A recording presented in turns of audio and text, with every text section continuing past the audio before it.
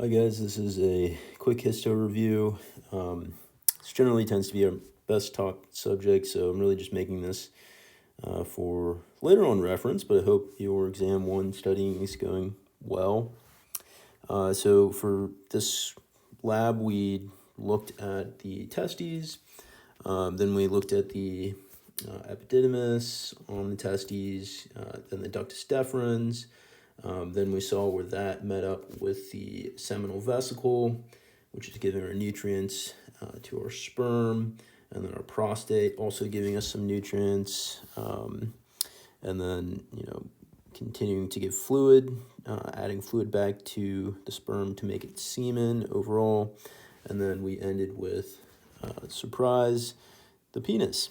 All right, so we'll just get to it. Here we started off by, as we said, looking at the testes, and so at this point we're probably fairly familiar with it, but we have the tunica vaginalis, which has a potential space right here, often fills with fluid. Deep to that we have the tunica albugina, and this is going to be our dense irregular connective tissue. You can see that here.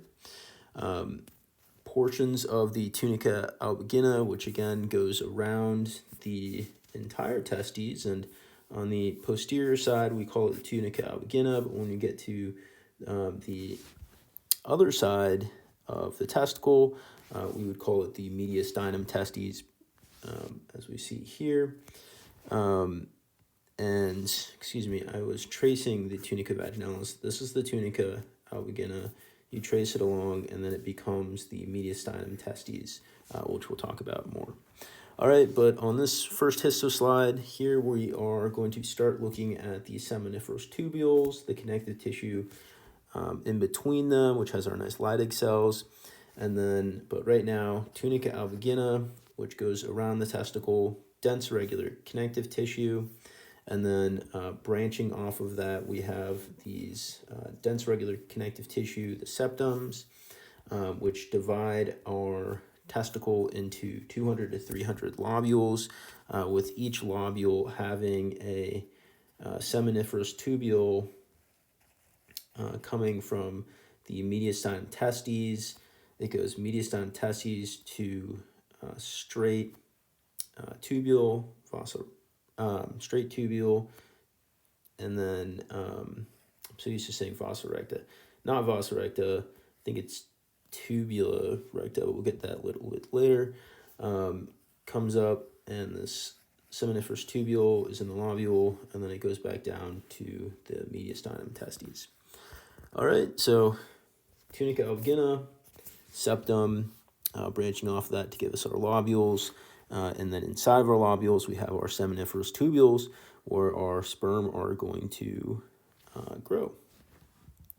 All right, so before we talk about the seminiferous tubules, which again, these guys, in between that, we have connective tissue, and inside of that connective tissue, we have our new favorite cells, the Leydig cells. And so these are large eosinophilically staining. They're found in groups or clusters, tightly packed together. They have an endocrine function and a paracrine function. As just a reminder, paracrine is releasing signaling to adjacent cells, and that could be autocrine to itself, or sending it elsewhere to just a regular adjacent cell. And then we have endocrine signaling, which is sending to a cell far away by using our circulatory system. So our Leydig cells are outside of the seminiferous tubules, these are the seminiferous tubules. Again, these guys right here, and our Leydig cells are right here, found in these clumps, and they produce testosterone under the influence of luteinizing hormone. We saw this pathway in physio, but our Leydig cells are going to pump out this testosterone, which will either go through an endocrine pathway or a paracrine pathway to our Sertoli cells, which will then convert it into either estrogen, or it will bind it with testosterone binding protein, and we know testosterone is important for the growth of our sperm. All right, so now that we are past the Leydig cells, the seminiferous tubules are where our sperm are growing. And so here we have a whole bunch of different cells, but in particular, again, we're just located right here. This is the seminiferous tubule, and we have many of them. So on the very outside, we have some dense regular connective tissue. This is our tunica propria. Inside of that, we have these myoid cells, which you can see right here. There's some of them. And these are going to contract to help propel the spermatozoa at the end of spermatogenesis along the seminiferous tubule lumen. And we're not quite there yet in terms of our discussion, but other than that, we have our Sertoli cells. And so our Sertoli cells are these long columnar cells right here. And you can see that they make these junctional complexes, which help form the blood testes barrier. They produce this protein called testosterone binding protein to, capture that testosterone that's coming from the Leydig cells. But in terms of identifying them, the really big thing is recognizing that they are going to have a very prominent nucleolus. So you can see one here, here's another one here, here's another one here, here's another one here, and they are columnar cells as we see down here. All right. Other thing they're going to do, so we said form the blood testes barrier with these junctional complexes they make with each other. They're going to, in the result of making this barrier, they separate the epithelium, right? This whole thing is epithelium, into a basal and adluminal compartment. So here's the basal compartment, again, defined by these junctional complexes, and then above that's the adluminal compartment. Why is this important? Well, our basal compartment is going to be where our first stage of our sperm is going to be located, which is our spermatogonium cells, and we'll see those in just a second. All right, so we had our myoid cells inside of our tunica propria. We had our Sertoli cells, which we remember based on the prominent nucleolus. All right, one last thing, additional function of Sertoli cells is to phagocyze the residual bodies from spermatid. Notice how, these are our late spermatid right here.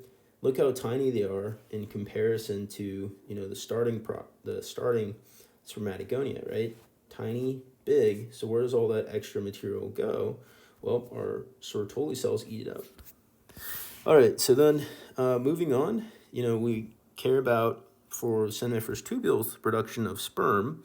So our story starts with the spermatogonia, and these are the least developed of these spermatogenic cells. Importantly, they exist along the basal lamina, and we actually have three different types. We have pale, which is a P, so AP, pale, AD, dark, and then we have B. And so we don't need to distinguish between the three, but it's good to know as mentioned in the lecture. And so here we have 1, 2, 3. These are all spermatogonia. They are going to be in the basal compartment, and then they will divide and become spermatocytes. And so after they become after they become B spermatogonia, they will divide and become primary spermatocytes, which are going to undergo meiosis 1, which will take several weeks. And then after you have these undergoing meiosis 1, they become secondary, which will undergo meiosis 2, which only takes a few hours. All right, but our spermatocytes we have primary and secondary depending on where they are in meiosis 1 or meiosis 2. You don't need to be able to tell the difference between the two of them, but how we recognize them is they are not in the basal compartment. They're in the adluminal compartment. So we're above we're in the abluminal compartment. And then they also have these sort of stringy strands of chromatin. So this would be primary or secondary. All of these guys right here are spermatocytes. Okay. Oh, not that last one. This is Sertoli due to the nucleolus. All right, so moving on. Then we have, after our secondary spermatocyte has undergone meiosis 2, it is officially an early spermatid. All right, so again, here we have, so type B, spermatogonia. Then you're going to become primary and secondary spermatocytes, and then after that, early spermatid. And notice, we had the strandy nucleus. Now it's kind of condensed, right? And so that's the big thing. The early round spermatids are small and round, fairly dark basophilic nuclei. So here's one right here. All of these guys right over here. This is Sertoli. All right, but they're relatively small. We don't have the strands of chromatin anymore. All right, and then once you have that, these guys, then they're going to undergo spermatogenesis and become our spermatids, and all of these guys right here are spermatids. Right, they look more like the stereotypical sperm, right? So these are our late spermatids. This guy right here, small, round, early spermatid. All right, so this is just a quick review. This looks like what you'd consider a so-called finished sperm to look like, even though it's not, because it's not motile yet. But, this is the image that people generally have in their head. So you're like, okay, that's late spermatid. Small condensed nucleus. That's an early spermatid, round spermatid. All right, sort of lacy or strandy nucleus, huge cell. That is a primary or secondary spermatocyte. Then we have cells that's on the basement or in the basal compartment. That's going to be our spermatogonia cells. So F and J. Then you have myoid cell. And we know that's in the tunica propria, as we said. Where did we mention these guys? Yep. Tunica propria is right here. Okay. And did I forget any? So Sertoli cells with the very prominent nucleolus. All right, so not that bad. Moving on, so we have gone from the individual lobules. Now we're moving into the intratesticular ducts. So we have, on this outside edge, our tunica albigina, and as we trace that along, it becomes the mediastinum testes right here, and you can see the mediastinum testes is also going to have adjacent to it the efferent ductules, which are going to take the sperm out into the epididymis, and then the epididymis is going to continue down here, and then eventually become the ductus deferens. All right, so starting with the sort of epididymis, noticing that we have, again, our friend the tunica albigina, and then as we get to the other side of the testes, becomes the mediastinum testes, which tunica albigina, you can see is solid, dense, regular connective tissue, but as you get over here, you can start to see that we have these pockets in them. And so these are ducts, and those are reap testes, but this whole dense, regular connective tissue region with the pockets in them are what we define as the mediastinum testes. And those little ducts inside of them are, those pockets are actually ducts called the reap testes. They're tubules within the mediastinum testes. All right, but we haven't quite gotten there yet in our story, because what we really have is, we said the seminiferous tubules are connected to these tubuli recti, and so we have one coming up out of the tubuli recti, goes around seminiferous tubule, and then back to tubuli recti, which is draining into the mediastinum testes. Mediastinum testes goes to efferent ductules into the epididymis. All right, so we haven't gotten to the epididymis yet. We've left seminiferous tubules. Now we're at the straight tubules.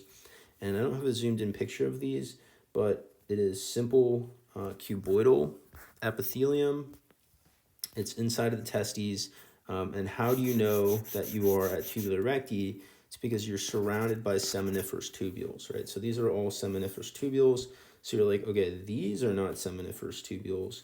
But if you were to zoom in, you're like, oh, it's simple cuboidal. These are straight tubules. These are tubula rectis. Seminiferous tubules, tubula rectis, then reed testes. All right, so adjacent to that, we have our reed testes, which we know are surrounded by dense irregular connective tissue overall. All right, but all of it is a pathway out of the testes for the late spermatids to leave. All right, so then we get to the head of the epididymis. So we've left the reed testes, aka the tubes inside of the mediastinum testes. We're leaving through the efferent ductules. And so this first part of the epididymis is actually made up of efferent ductules, which is a little bit confusing. But the head of the epididymis, as we said, it's the reed testes are going to merge to form 10 to 12 efferent ductules. They bridge between the testes and the epididymal duct, which we'll see here, epididymal duct, and forms the head of the epididymis. And yeah, so let's just look at what they are. Efferent ductules are our favorite because they look like stars. And why do they look like stars? Because they have different cell types in their epithelium. All right, and so basically what we have is one cell type here, one cell type here, one cell type here, and one cell type there. And then we have a different cell type here, different cell type here. All right, and so you can see we have the tall ones, and then we have the shorties, right? And so the difference between the tall ones and the shorties are going to produce this star-shaped epithelium. And so overall, we'd classify this epithelium as pseudostratified columnar, but we have, within that, we have tall ciliated columnar cells, and their goal is to transport sperm through the action of the cilia. And then we have these shorter cuboidal cells, and their job is to absorb seminiferous fluid to concentrate the sperm. Okay, and then finally, now that we're in this entire region here, we're going to, and as we continue with the ductus deferens, we're going to start to see more and more smooth muscle, and so we start to have smooth muscle around the efferent ductules. All right, again, this down here is just a little reminder about what smooth muscle looks like. So can you see it here? I mean, maybe. It's not very much. All right, then we have moving on. So we were at the head of the epididymis. Now we're going to go to the body of the epididymis. And so we're moving from efferent ductules with our star shape to the epididymal duct. And so there's only one of these. And we said that there's like maybe 8 to 10 of these guys. And so epididymal duct is the lower 2/3 of the slide that we have here, but it makes up the body of the epididymis. All right, the epididymal duct, although continuous with the efferent ductules, is not star-shaped. All right, and so it has a smooth lumen. You can see that it is pseudostratified columnar. It does have two types of cells, but they are, you have these basal cells right here, which divide to become the other type of cell, which is the principal cell. And then notice all of these stereocilia at the top. These are not the cilia that we see here, right? Stereo is indicating that it's staying in place. And so our principal cells in the epididymal duct, therefore absorbing seminiferous fluid, just like the shorties, the cuboidal cells in the efferent ductules, all right? But they're not pushing along the sperm through their motion because they're not moving, therefore absorption, all right? They also secrete molecules to aid in sperm maturation, and they can eat up abnormal sperm. All right, so then moving on, we get to the ductus deferens, and I should have mentioned we also have smooth muscle. You can see that smooth muscle better here, but the smooth muscle is going to be for propulsion. All right, of sperm. Then we have the ductus deferens. So now we're moving up here. We get ductus deferens, and you can start to see like, whoa, that is a lot of smooth muscle. All right, so large circular structure, very thick muscular wall. The connective tissue in the blood vessels, you can see there's some up here. I believe it would be maybe more wrapped around. But we have 3 layers of smooth muscle to help propel sperm during ejaculation. So we're going to look at that a little bit more closely. All right, so starting with the 3 layers of smooth muscle, you can really see them here. Here we have inner circular, outer longitudinal, inner longitudinal. Then we have our mucosa. We know mucosa, of course, is made up of a lamina propria. And then we have an epithelium associated with that. Our epithelium is a pseudostratified columnar, which you can maybe see a little bit better here. And it does have stereocilia that's going to be similar to the epididymal duct for absorption. You're like, okay, but why not the motion, the cilia that we had in the efferent ductules? Well, all right, maybe the hint is like, think about the efferent ductules like here, right? There's more of a need perhaps for the efferent ductules. They don't have the benefit of being surrounded by, nice, enormous amounts of smooth muscle to help with propulsion. So the efferent ductules rely on their cilia, whereas the ductus deferens, vas deferens, and the epididymal duct rely on the contraction of smooth muscle to propel the sperm. All right, so that's about it. Advent tissue on the outside, accessory glands, pretty straightforward. We know the accessory glands are to take our sperm and then add a bunch of stuff to make it into semen. So we are going to be talking about the seminal vesicle, this guy, and then the prostate gland, this guy. The bulbourethral glands, which are the guys that produce the mucus in semen, are not going to be shown. We don't have to go over that for histo at least, which is cool. But we are going to be focused on the seminal vesicle. We were just dealing with the vas deferens. Now we have the seminal vesicle that it joins up with. And basically, as we said, the idea is that all of these glands are providing fluid and nutrients to support the spermatozoa. And then all of these reproductive accessory glands are dependent on testosterone for their development and function. All right, but here we have the seminal vesicles, and then here we have the prostate. All right, so starting with the seminal vesicle, they're paired, so one on each side, elongated, highly folded, which you can see here, so extremely folded.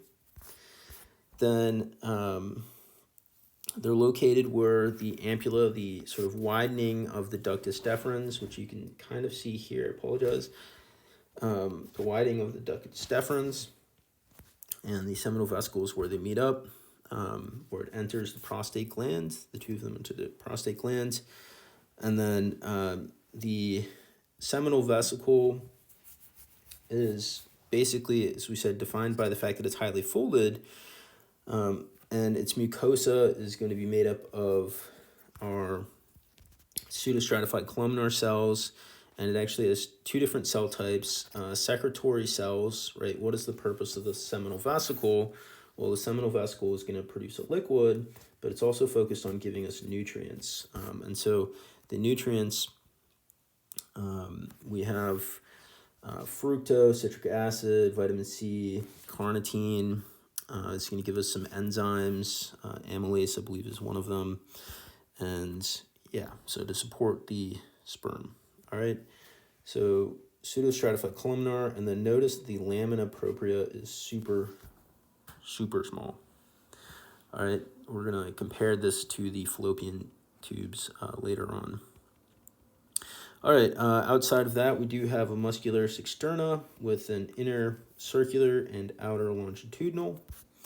And that's about it. So crazy folded with 2 cell types, pseudostratified columnar, and it's producing our fructose, and then we have some round basal cells, which are really hard to see.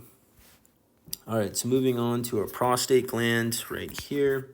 Our prostate glands, we know, is going to give us a lot of water. It's also going to give us buffers, more nutrients, and then some enzymes.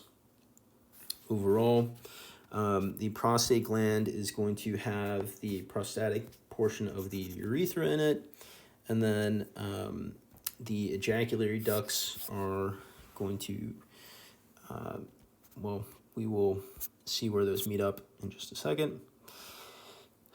And then we have basically ducts from the glands, and then alveoli, which are going to have calcified concentrations in them. And this is going to be key in terms of how we identify the prostate, is looking for these calcified concentrations. And then the stroma is a little bit unique. It's fibromuscular, so gelatinous connective tissue and smooth muscles overall. So here's just a little bit more detail. The lumens are going to have these calcified bodies in them. That's how you know.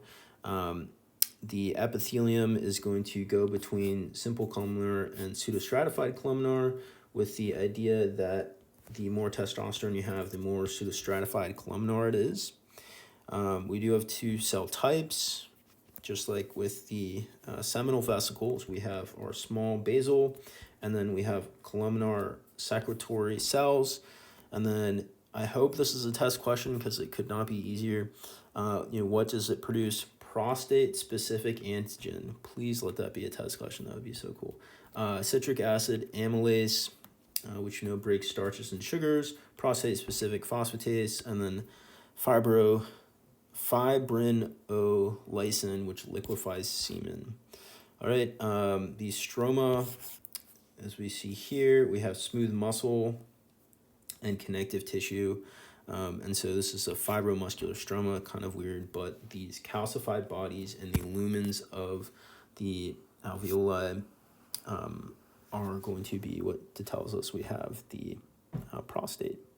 All right, we're almost done, guys. This is taking forever. Here we have ductus deferens coming in. We have the prostatic urethra. This guy is going to be transitional epithelium, and you're like, why transitional epithelium? It's so weird. It is a little bit strange, and notice how many layers of cells we have. And the answer is because P is acidic, and so if you're near something that has constant contact with P, aka the bladder, you're going to have this transitional epithelium. And then you're like, okay, well, shouldn't that be the case for all of our urethra? And the answer is no, because the bladder is in constant contact with urine, acidic urine, but you're not constantly peeing, right? So prostatic urethra is going to have transitional epithelium because it is close to something that has constant contact with urine. All right, then we have, surprise, the penis right here. And this is our last thing we're going to go over. So we have our corpus cavernosa, and then we have our corpus spongiosum, which has the urethra in it. And we're going to look a little bit more in depth, starting with the corpus cavernosum, which we said there are 2 of these guys. And they're surrounded by tunica albigina. You may remember that word from it surrounded the testes. And it has these little spaces in them called lacunae, which fill with blood. And then the connective tissue around that is, so lacunae here, connective tissue around it is trabeculae. During erection, you have these arteries right here that are surrounded by a little bit of smooth muscle. It's hard to tell, but the smooth muscle in these helicine arteries is going to lax, and then the lacunae is going to fill with blood, and you get an erection. All right, so then talk more about this. Here's the corpus spongiosum. All right, going back to this guy. And pretty much the same thing, mainly pseudostratified columnar. And you have these mucus glands of Lettre, and that's about it. And it's pseudostratified columnar, not transitional, because it's kind of far from the bladder, less constant urine exposure. All right, so then we have a little bit of a review. Here is a seminiferous tubule, and then outside of that, it's connective tissue. So we're back in the testicle, and these are Leydig cells, are nice clumps that are producing testosterone under the influence of luteinizing hormone. All right, then we have our cell types within the seminiferous tubules. So we're back to these guys, and there are just so many. I put our sort of hints here. Our Sertoli cells have a very prominent nucleolus. So here's a Sertoli cell. Here's a Sertoli cell. Yuga Sertoli cell. Great. Then we have our spermatogonia cells, which are on the basement membrane. Here we have a nice myoid cell in the tunica propria, which we see here. Then late spermatids right here. Early spermatids right there, early spermatids. These are spermocytes because we have the lacy chromatin. All right, so that's it. The end. Good job, guys. Good luck on this exam, and we'll see you next time.